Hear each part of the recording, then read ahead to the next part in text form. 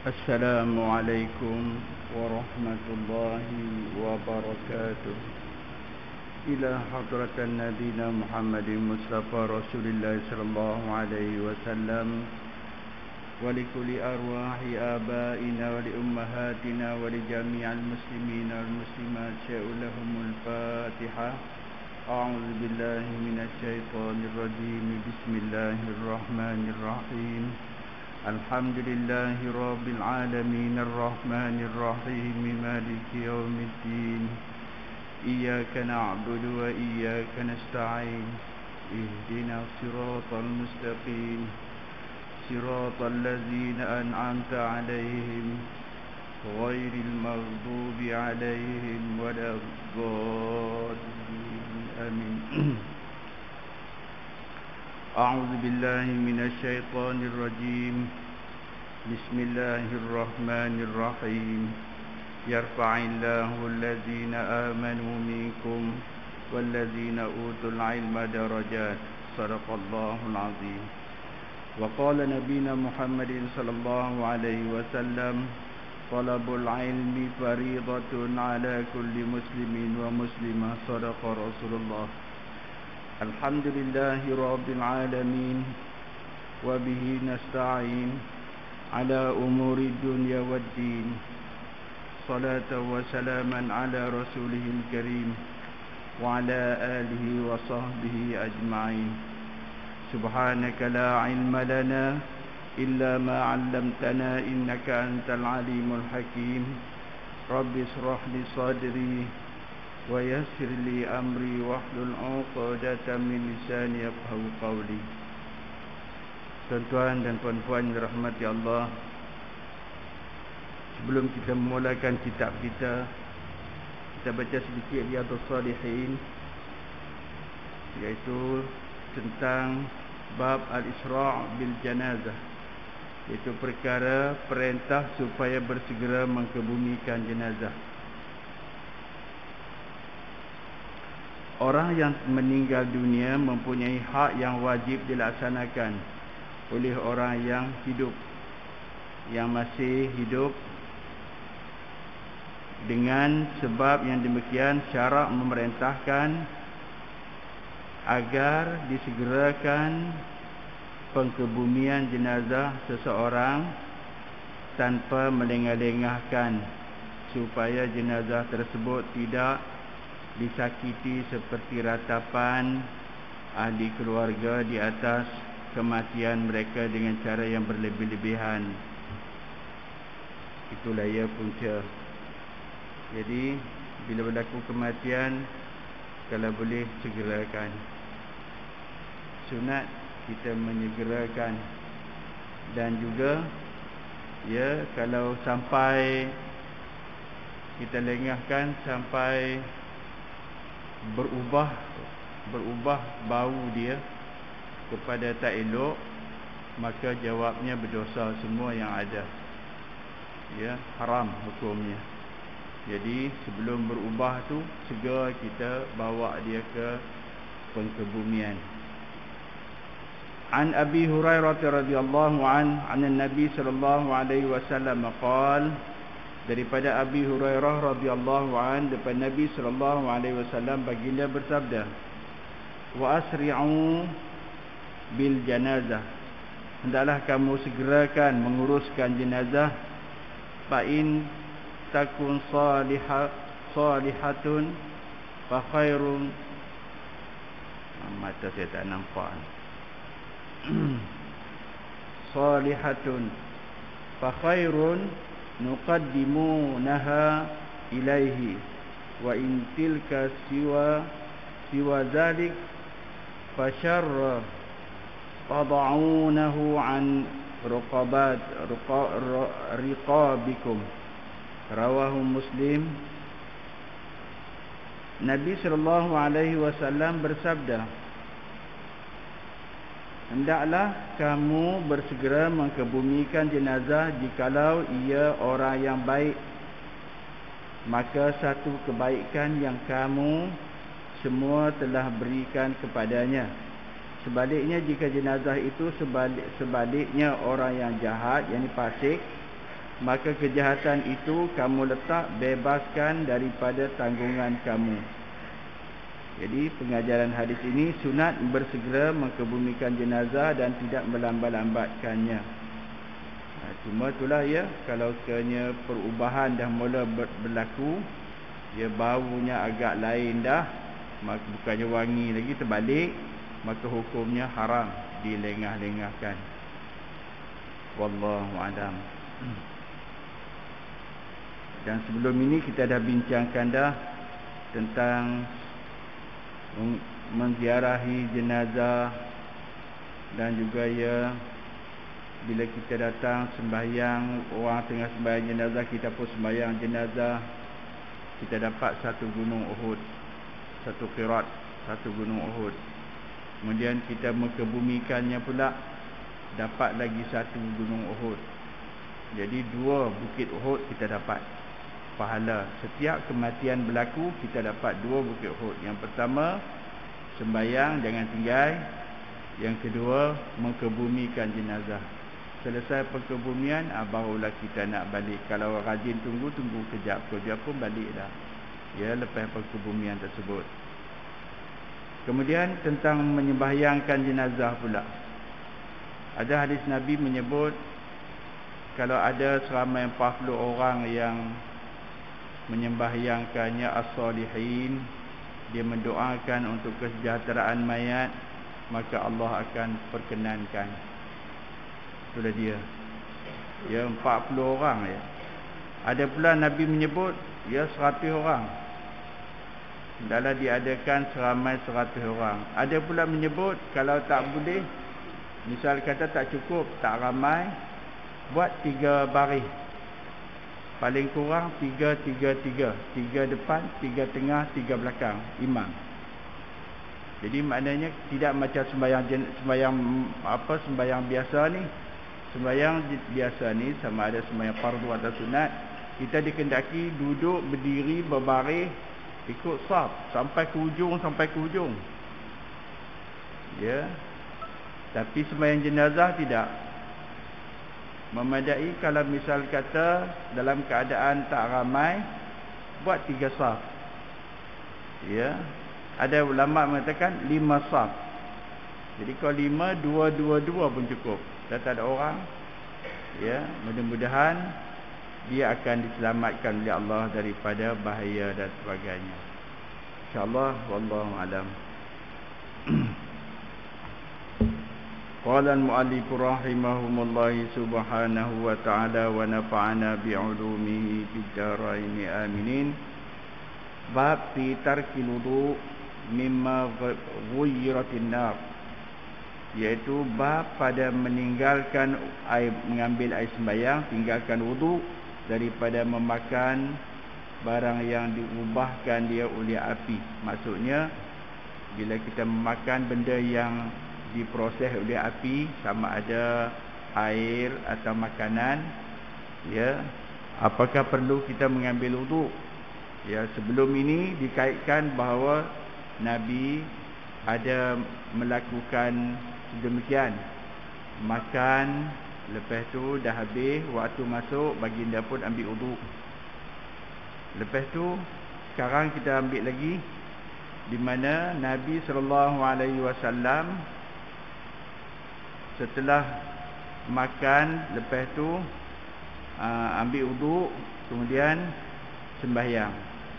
Dah sembahyang zuhur ni, dah sembahyang zuhur, gaya habis sembahyang, tuan rumah hidangkan balik daging kambing yang disembelih tu, yang dibakar tu. Dihidangkan makanan yang sama bersama dengan manisan untuk menyuci mulut, ya, itu tujuan dia. Kemudian Nabi pun makan dah kambing tu, makan lagi kambing yang dibakar bersama dengan manisan tadi. Masuk waktu asar. Bila masuk waktu asar, maka Nabi terus sembahyang. Jadi bila perbuatan ini berlaku, dilihat oleh sahabat-sahabat, dan Nabi tidak mengambil wudu, maka cerita ini adalah memadam, memansuhkan, memadam cerita sebelum ini Yang mana cerita sebelum ini dikehendaki supaya kita mengambil wuduk bila kita makan. Makan apa? Makan benda yang disentuh api. Ya. Begitu juga sebelum ini kita dah cerita dah di mana Nabi SAW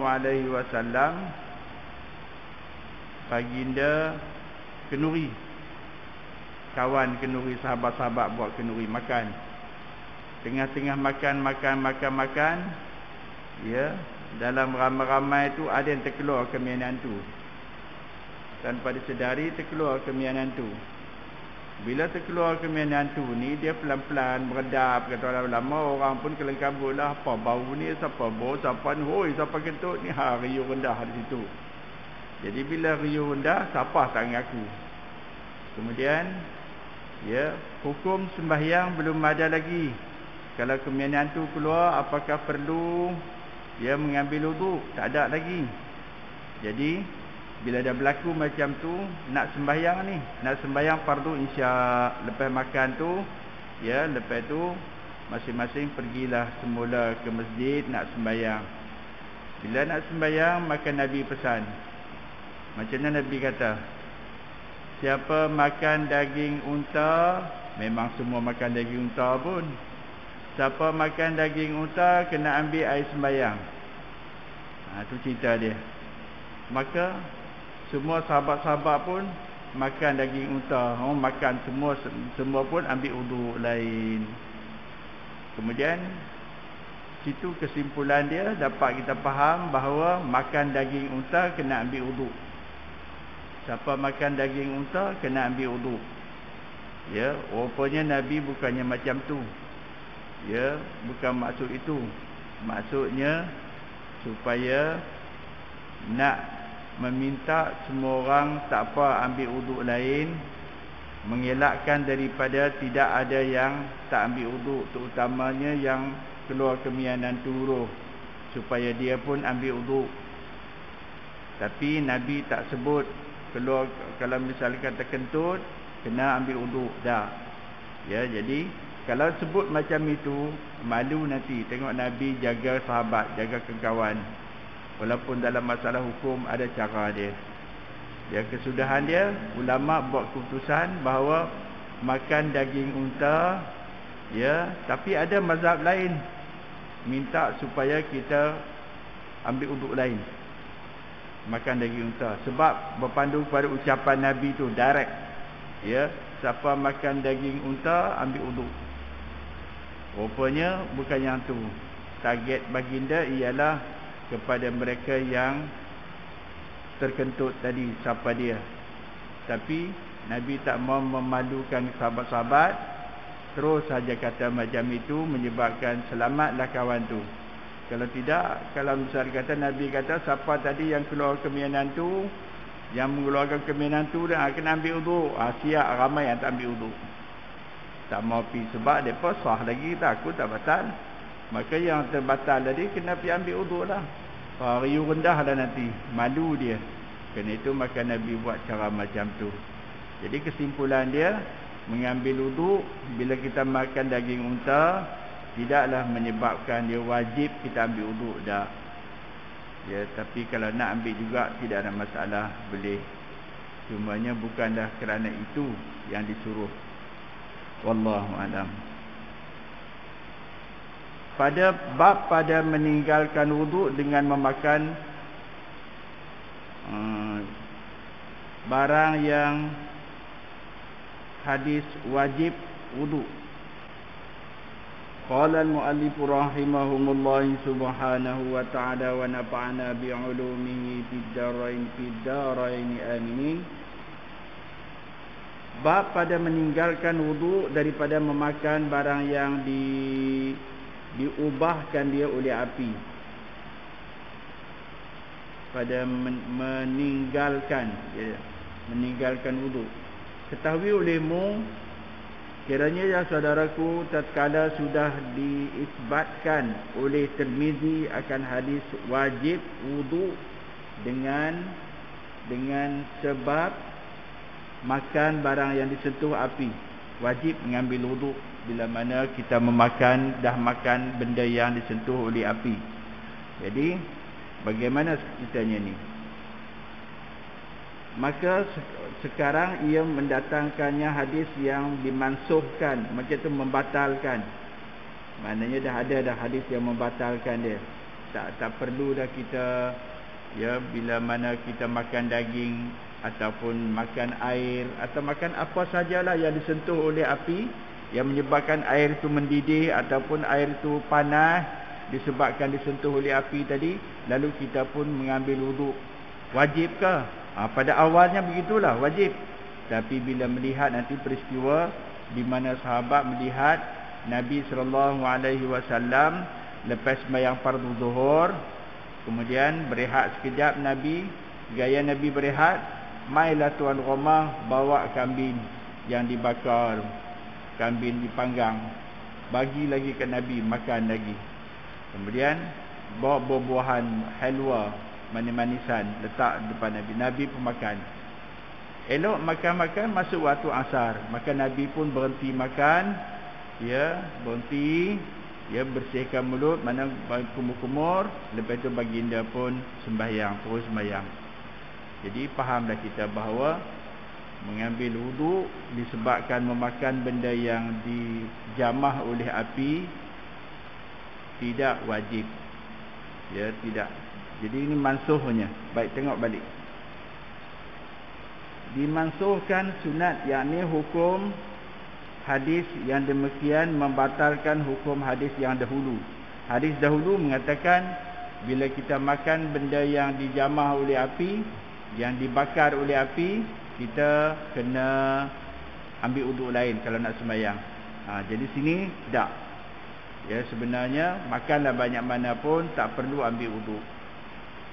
Jadi maka beberapa banyak berlaku yang demikian itu, iaitu mulanya suatu perkara yang dibuat atau disuruh buat oleh Nabi kemudian ditinggalkannya atau disuruh tinggalkan, maka yang demikian perbuatan atau suruh Nabi dan tinggalnya dan larangannya diambil bicara oleh ulama sebesar-besar, ya, bicaraan. Jadi masing-masing membicarakan, membentangkan, menghuraikan apa yang Nabi buat, ya, sama ada nak dijadikan hukum ataupun tidak, hukum wajib ke ataupun tidak. Ya, akhirnya mereka mengatakan tak wajib, sunat je. Dengan kerana itulah bab nasakh dan mansukh. Nasakh maknanya benda tu nasakh dipadam. Nasakh, mansukh yang kena padam.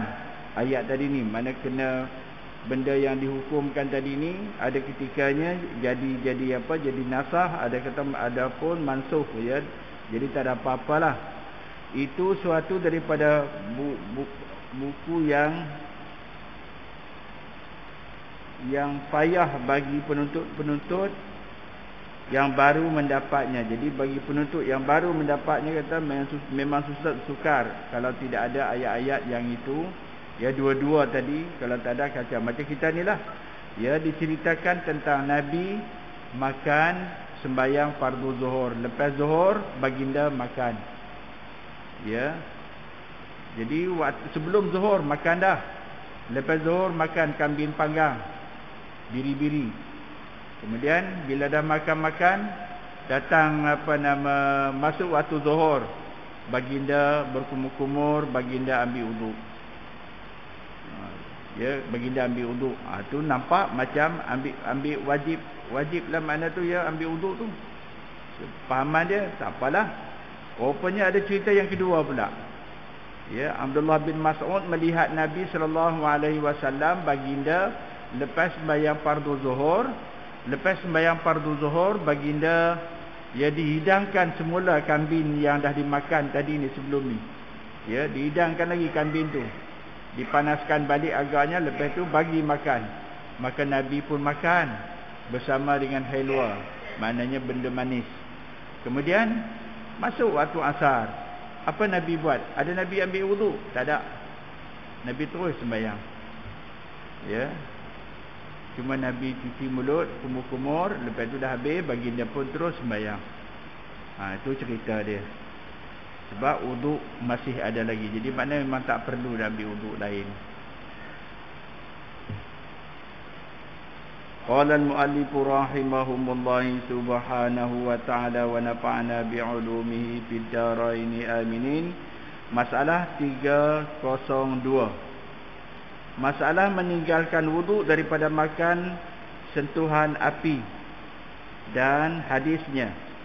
Ya saudaraku, telah dikeluarkan oleh Abu Isa At-Tirmizi akan satu riwayat hadis meninggalkan wuduk, yakni tiada dituntut mengambil air sembahyang manakala makan barang sentuhan api. Ya, bila mana kita makan makanan yang disentuh oleh api, ya, tak kiralah air ke makanan, ya, benda yang kepejal ke, ya, bila disentuh oleh api, ya, tak perlu dah ambil wuduk. Baik.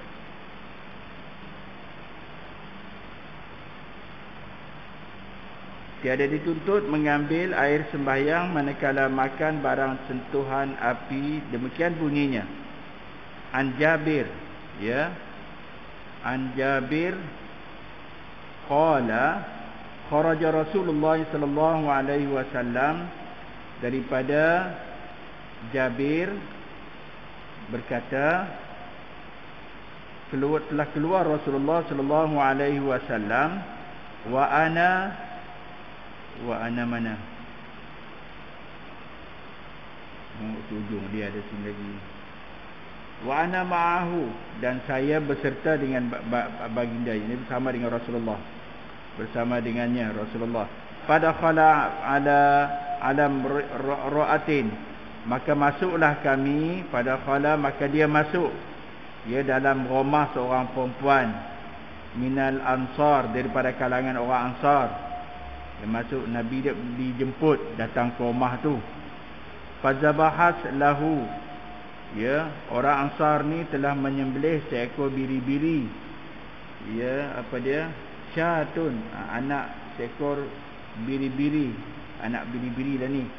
Ya, fa'akala, maka memakanlah Nabi sallallahu alaihi wasallam, wa atashu biqina'in, dan mendatang ia akan dia dengan tabq daripada kurma. Maknanya ada lagi makanan masakan daripada kurma. Lalu apa buat? Rutab, kurma rutab. Rutab ini ialah jenis kurma yang apa sebut, kurma muda, tapi masih manis, cantik, sedap, ya. Rutab. Belum dijemur, belum diapa-apakan lagi. Terus diambil daripada pokok, terus dimakan. Maka makan ia, fa'akala minhu, maka Nabi sallallahu alaihi wasallam memakannya daripadanya. Summa tawaddaa, kemudian mengambil wuduk Nabi sallallahu alaihi wasallam. Summa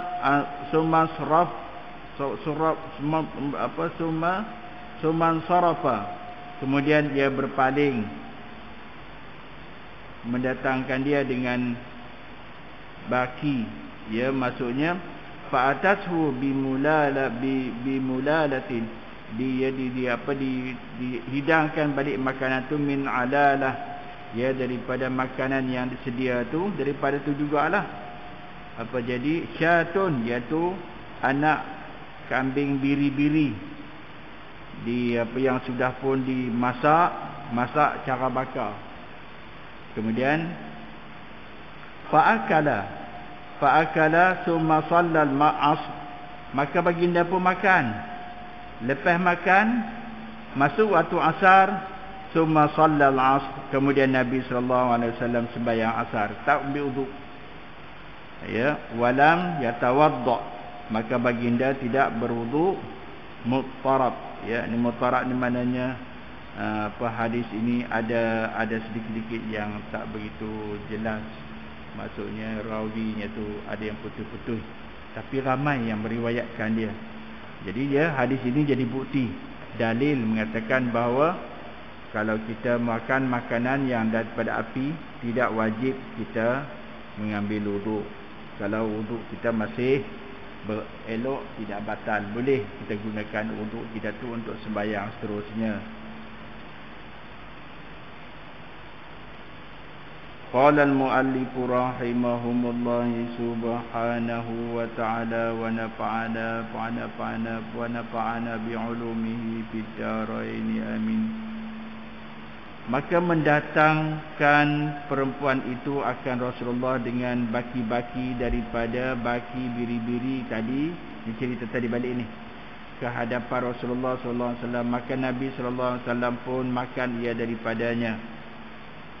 Kemudian sembahyang pula Rasulullah sallallahu alaihi wasallam, sembahyang asar, dan tiada mengambil wuduk lagi Nabi, terus saja sembahyang. Maka dengan kelakuan Nabi inilah dapat tahu kita tiada wajib berwuduk kerana makan barang yang disentuh oleh api. Itu kesimpulan dia, ya. Jadi segala apa yang dihuraikan dalam ni kitab ni, Bahrul Mazi ni, dia banyak meriwayatkan tentang dalil-dalil alasan daripada Quran dan hadis Nabi, terutama hadis Nabi lah. Dia diambil pada hadis Nabi untuk membuktikan tentang bagaimana Nabi SAW berhadapan dengan benda-benda yang mungkin meragukan kita pada masa akan datang. Jadi disediakan dah kitab ini untuk membantu kita dalam masalah bersuci. Ini bersuci ni. Bab mengambil wuduk, mengambil air sembahyang, nanti sembahyang punya pula. Banyak panjang ceritanya. Okey.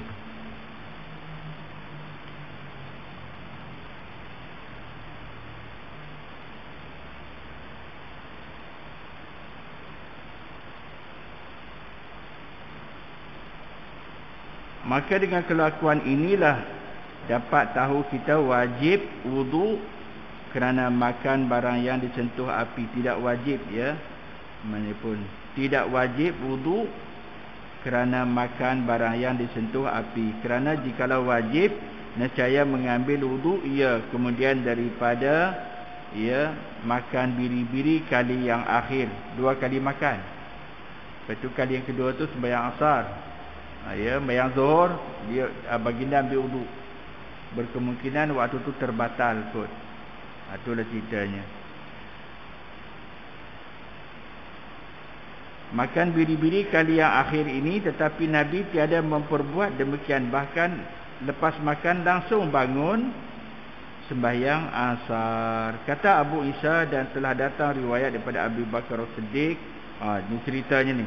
Yang menceritakan cerita ini Abu Bakar As-Siddiq, daripada Ibnu Abbas, Abdullah bin Abbas, dan Abi Hurairah, Abdullah bin Mas'ud, dan juga apa lagi, Abi Rafi' dan Ummul Hakam dan Amr bin Umayyah dan Ummu Amir, ramai dan Suwaid bin Nu'man dan Ummu Salamah. Kemudian habis yang tu. Kita tengok pula 303 masalah. Air sembahyang makan disentuh api tidak batal Mana kita makan makanan yang disentuh oleh api, tak kiralah makan nasi ke, makan ikan ke yang dibakar di api, makan minum air ke yang dibakar di api, biarkan air itu panas, tak ada masalah. Disentuh api tidak batal tidak membatalkan air sembahyang. Boleh kita sembahyang lepas tu kalau tak batal. Tapi kalau batal disebabkan yang lain, itu lainlah. Itu kenalah kita ambil sembahyang. Kata Abu Isa bermula amal atas ini hadis di dalam masalah 302 itu di sisi kebanyakan ahli ilmu daripada sahabat-sahabat Nabi dan at-tabi'in, dan juga mereka yang kemudian daripada mereka itu seperti Sufyan Tsauri dan Ibnul Mubarak dan Asy-Syafi'i, kita lah mazhab kita, dan Ahmad dan Ishaq memikirkan mereka itu akan tinggal wuduk dari sebab makan barang yang disentuh api, dan inilah akhir dua perkara itu daripada Rasulullah sallallahu alaihi wasallam.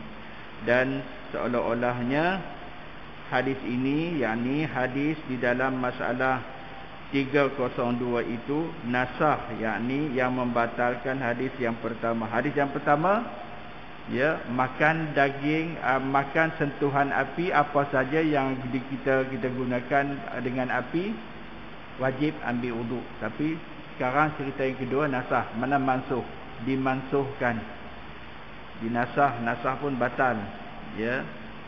Jadi batal air, tiadalah batal air sembahyang dengan sebab makan barang yang disentuh oleh, ya, api. Setengah daripada mereka itu berjalan kepadanya ialah Abu Bakar As-Siddiq radhiyallahu an dan Umar bin Khattab.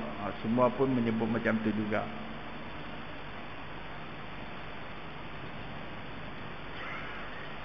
Ramai lagi nama-nama sini yang disebut sini, banyak. Ya, dalam nama-nama tadi termasuk Imam Syafi'i kita, Imam Hanafi, Imam Muhammad bin Hanbal, ya, dan yang lain lagi lah. Kemudian kita tengok 3040 masalah berjamu orang lebih-lebih dan memuliakannya. Maksudnya menjamu orang dengan makanan yang berhebat, lepas tu dengan niat kita nak memuliakan dia, menghormati. Macam Nabi sallallahu alaihi wasallam, ya, dijamu dengan kambing, anak kambing yang dibakar. Lepas tu Nabi sembahyang fardu zuhur, kemudian anak kambing tadi digunting-gunting balik, kemudian dibagi balik ke Nabi sallallahu alaihi wasallam. Nabi makan lagi. Itulah dia, ya. Tak adalah Nabi tolak, dah. Ya, saudaraku, dengan hadis Rasul sallallahu alaihi wasallam dalam masalah 302 tadi, tahulah kita akan dia dalil atas kayugiannya seorang itu memuliakan orang yang lebih afdal daripadanya dan menghormati dhif atas kadar upaya kita. Jadi kita ni kalau datang tetamu, biasanya kita raikan dia 3 hari. Hari yang pertama, hari yang kedua, hari yang ketiga, hari yang keempat kuranglah sikit dah. Ya, itu dia. Secara, tapi tengok Nabi sallallahu alaihi wasallam diraikan sebab mereka menjemput Nabi datang. Baginda pun datang dan diraikan oleh sahabat dengan sembelihan seekor kambing, anak kambing, anak kibas. Ya, lepas tu dibakar cantik, kemudian makan daging dia. Tak tahulah ada nasi ke tak ada, wallahu alam, tapi itulah. Ya, tak tahulah orang Arab Rasulullah cara makan roti lah kot, roti. Mereka sana makan roti, kita sini ada nasi. Baik. Jadi menjamu Rasulullah itu tiadalah ia melampau-lampau memuliakan Nabi hingga mendatangkan barang yang tiada ada padanya, ya, hingga 2 kali ia menjamu Nabi dengan barang yang satu itu jua. Ya, bukannya banyak makanan tu juga, makanan yang sama dijamu lagi kali yang kedua kepada Nabi sallallahu alaihi wasallam. Jadi tidaklah kita membazir makanan, ini tak mau dia. Baik. Demikian lagi sayugia, kemudian daripada makan itu mengangkatkan apa-apa manisan-manisan sebagai membasuh mulut daripada segala bau daging atau makanan yang habis-habis, ya, habis-habis. Jika ada pula maka dengan perbuatan sahabat ke atas Nabi sallallahu alaihi wasallam itu, itulah sayugia kita turuti, ya, kita turuti dan kita meninggalkan, ya, mana-mana yang karut, yang tak betul, yang tak elok. Jadi makanan tadi kita jamu kepada tetamu kita setakat mana yang kita mampu buat. Tidaklah wajib sampai berteruk-teruk ya, takat mana yang kita mampu. InsyaAllah itulah dia. Baik.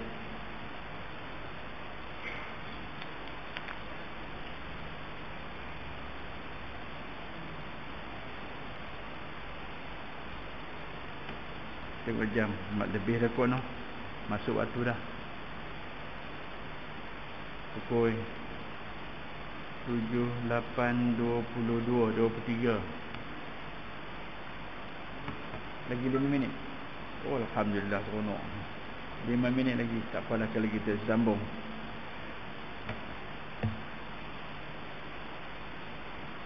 Nabi SAW dijamu dengan seekor kambing yang dibakar.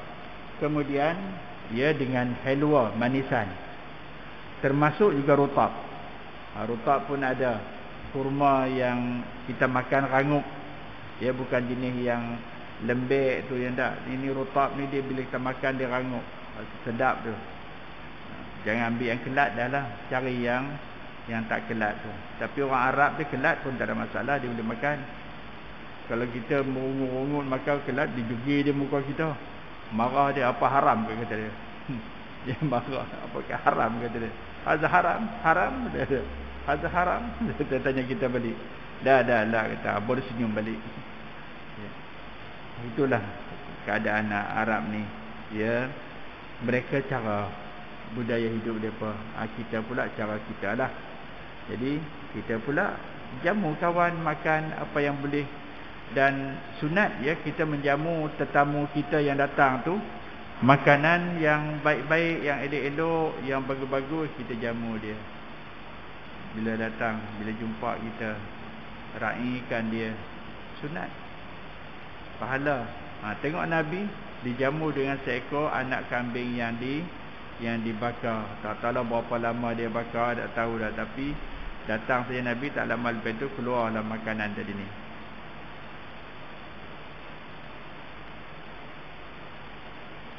Jadi dicampur juga dengan manisan. Manisan sebagai membasuh mulut. Ya. Ada juga manisan. Wallahu alam. 305 masalah berkumur-kumur lepas makan dan hukumnya.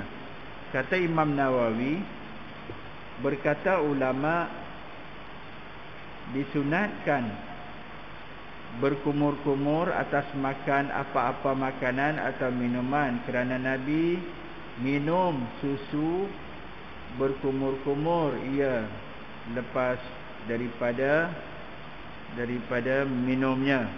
Jadi Nabi sallallahu alaihi wasallam minum susu, dah habis minum dia pun ambil air sejuk terus berkumur-kumur ya, Nabi sallallahu alaihi wasallam.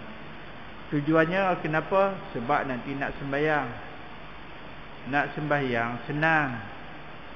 Kalau sekiranya tak diberkumur-kumur, nanti bila telan air liur terasa makanan. Terasa kata susu ada lagi, sedap ni susu, batal sembahyang kita. Dia boleh membawa kepada batal. Jadi elok kita cuci dulu. Itu sebab sebelum kita nak mengambil wudu, tapi kita tak ambil wudu. Wudu kita masih ada. Kena itu berkumur-kumur tu kena. Ya, sunat berkumur-kumur tujuannya menghilangkan makanan yang melekat di mulut. Mudah-mudahan lepas tu nanti nak sembahyang senang. Kalau tidak nanti tengah sembahyang ya, sedar-sedar rasa mulut kita ada makanan, mula dia gigit. Kena cabai, belum biji cabai dia gigit. Gigit dah pedas rasa dah. Dia mula terbatuk-batuk. Pedas pula. Ni kacau. Ya.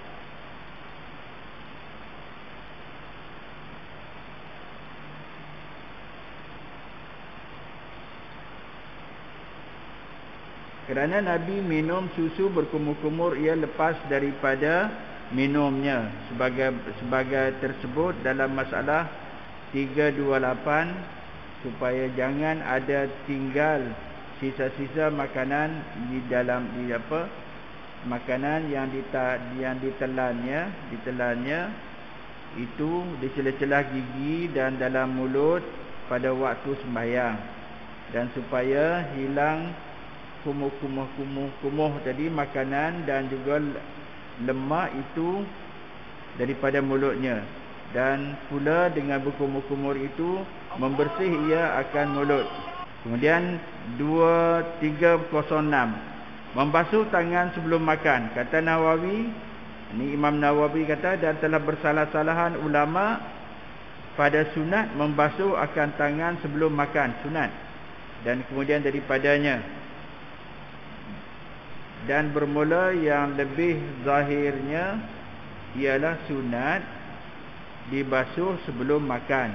Itu dia, sebelum makan tu sunat kita basuh tangan dulu. Kita tak tahu tangan ke mana merayau dia, ya, kita tak tahu tangan ni. Sebab Nabi pun pesan, kamu bangun tidur, lepas tu kamu nak menjamah makanan, sebelum kamu ngambil di makanan, basuh tangan dulu. Kamu tak tahu ke mana dia merayau tangan kamu waktu kamu tidur. Tu Nabi pesan. Macam tu Nabi kata, ya, kamu tak tahu tangan kamu di mana dia bermalam waktu kamu tidur. Jadi apa buat? Basuh tangan, ya, bersihkan tangan, bersih elok, baru kita makan. Melainkan jikalau diyakini tangan itu bersih daripada najis dan kotor-kotor. Ini pun kalau yakin, misal kata kita pakai sarung tangan ke apa ke tidur, maka tiadalah disunatkan. Kalau sekiranya bersih, cantik, tak ada apa, tak disunatkan. Tapi kalau ya kita sendiri tak yakin, sunat.